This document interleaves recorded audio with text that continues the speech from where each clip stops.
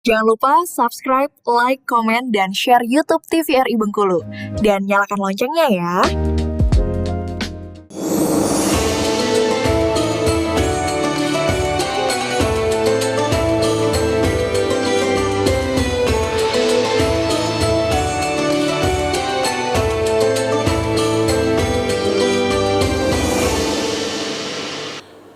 Baik, kembali pemirsa di Mutiara Kalbu TVRI Bengkulu tentunya, dan masih bersama saya Khairul Fahmi. Kita membahas tentang tema kita yaitu Tanya Jawab Dunia Akhirat episode pertama, dan subtema kita hidup sekali harus berarti tentunya. Bersama dengan narasumber kita ada Bapak Al-Ustadz Kiai Haji Muhammad Samlan tentunya. Baik Pak Ustadz, nah tema kita mengenai yang namanya hidup sekali harus berarti. Nah agar tentunya hidup kita ini berarti nantinya tentunya di akhirat nanti, apa saja nih yang harus kita lakukan? Mungkin ada tips-tipsnya yang harus kita lakukan, yang harus kita hindari juga tentunya di dunia ini agar kita nantinya akan kekal abadi di akhirat nanti Pak Ustadz.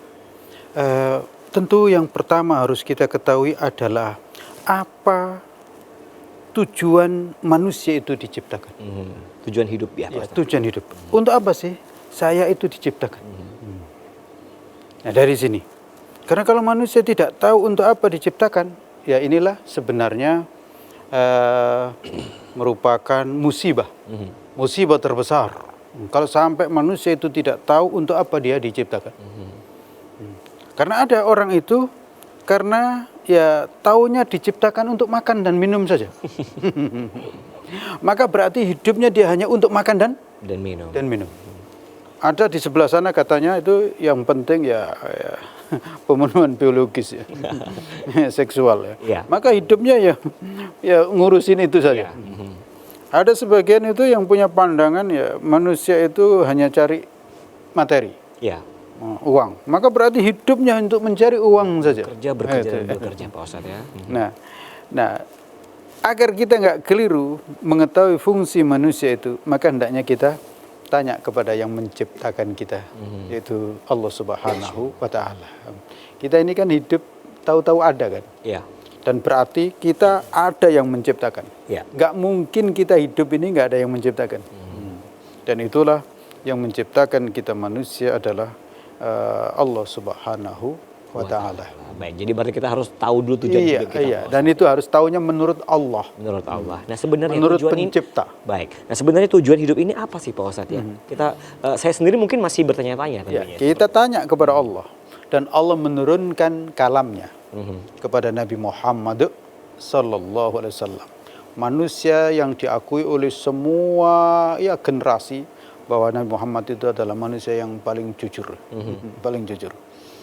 Kita kan nggak bisa langsung mendapatkan wahyu. Yang diberi wahyu oleh Allah itu para nabi dan para rasul. Dan Allah menurunkan kitabnya yaitu Al-Quran. Maka hendaknya kita tanya di dalam Al-Quran, untuk apa manusia itu diciptakan? Ternyata Allah Subhanahu wa Ta'ala berfirman, wa ma khalaqatul jinna wal insa illa liya'budun. Surat Az-Zariyat itu. Tidaklah aku ciptakan manusia dan jin kecuali untuk beribadah kepadaku. Jadi tugas manusia itu, fungsi manusia itu adalah beribadah kepada Allah Subhanahu wa Ta'ala. Nyembah Allah. Tidak boleh nyembah selain Allah. Karena manusia ini ternyata katanya cerdas. Itu dalam sejarahnya itu macam-macam ya. Ada itu masyarakat itu yang nyembah gunung. Ada masyarakat itu yang nyembah matahari. Ada yang nyembah pohon juga. Ada yang nyembah pohon, iya kan. Ada yang nyembah batu. Ada yang menyembah sesuatu yang dibuatnya sendiri, lalu disembahnya. Nah, coba gimana? Dan itu dianggap Tuhan. Ada juga yang nyembah laut. Naudzubillah, ada juga yang nyembah binatang. Loh, binatang kok disembah? Padahal seharusnya manusia itu tahu bahwa manusia itu adalah makhluk yang paling istimewa. Kalau nyembah batu, berarti kan batu lebih istimewa daripada manusia. Padahal kan nggak mungkin kan? Karena apa? Karena manusia itu kalau dibilang batu kamu, marah nggak? Marah kan? Marah dong. Marah. Kalau dibilang juga binatang kamu, lebih marah lagi kan? Tapi anehnya batu disembah. Binatang ada yang disembah, nyembah sapi dan seterusnya itu. Nah, maka disinilah yang agar kehidupan kita itu berarti kita harus memastikan diri kita itu beribadah semata-mata kepada Allah Subhanahu wa taala. Jadi tujuan hidup kita adalah untuk beribadah kepada Allah Subhanahu wa taala. Apakah hanya beribadah saja nih Pak Ustadz atau seperti apa? Iya, hanya beribadah. Tapi perlu kita ketahui yang namanya ibadah kepada Allah itu ada yang langsung seperti sholat. Ada ibadah itu yang dalam keseluruhan kehidupan kita. Karena definisi ibadah itu adalah segala perbuatan, ucapan, atau tindakan, bahkan pikiran. Yang itu baik dan itu diridhoi oleh Allah, maka itu adalah ibadah. Maka itu ibadah. Karena itu di dalam Islam, minum ini ibadah. Minum ini ibadah. Karena Allah memerintahkan kulu washrobu. Makanlah dan minumlah. Maka berarti makan dan minum itu adalah ibadah. Dengan syarat yang dimakan halal, yang minum halal, halalan thayyibah. Jadi berarti bukan hanya sholat saja nih Pak Ustadz. Bukan hanya sholat, termasuk nanti beristri. Kita kan paham itu. Istri itu sunnah Nabi, ibadah itu. Dengan syarat nikahnya benar. Gitu, nggak asal ketemu di jalan kayak binatang kan? Ya, kalau binatang kan asal ketemu di jalan. Betul. Tapi dalam Islam nggak begitu. Termasuk dagang. Dagang itu ibadah. Gitu. Termasuk ngambil sampah. Itu ibadah. Dan karena itu buang sampah sembarangan di jalan sembarangan itu dosa.